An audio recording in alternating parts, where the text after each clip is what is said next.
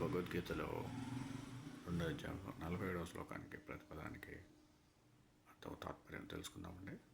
గురు బ్రహ్మ గురు విష్ణు గురుదేవో మహేశ్వర గురు సాక్షాత్ పరబ్రహ్మ తస్మై శ్రీ గురువే నమః.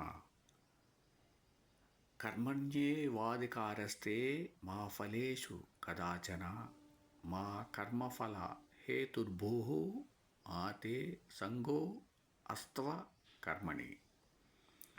కర్మణి ఏవ కర్మాచరణలోనే తే నీకు అధికారం కదాచన ఎన్నడు ఫలేషు కర్మఫలాలు అధికార కోరిక మా కలుగకుండుగాక కర్మఫలహేతు కర్మఫలాల కారణం మా బోహు కావద్దు.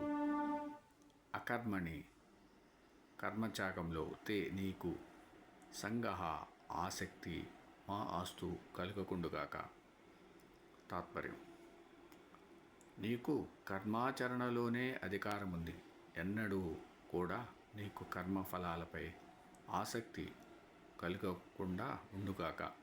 కర్మఫల తృష్ణయే కర్మఫలాలను ఉత్పన్నం చేస్తుంది కనుక కర్మఫల ప్రాప్తికి కారణం కావద్దు. అంటే కర్మలను సకాముడవై ఆచరించవద్దు. కర్మత్యాగంపై కూడా నీకు ఆసక్తి కలుగకుండుగాక. ఓం సమ సద్గురు సాయినాథ్ మహారాజ్ కి జయ. ఓం సమ సద్గురు భరద్వాజ్ మహారాజ్ కి జయ. ఓం నమో వాసుదేవాయ నమః.